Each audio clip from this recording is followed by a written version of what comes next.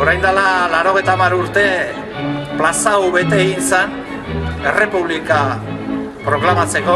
Espainiar estatuan gaur militarrak erreserban baldin badaude ere estatu kolpeak eskatzen dituzte. Euskal Errepublika! Gora buta butarra!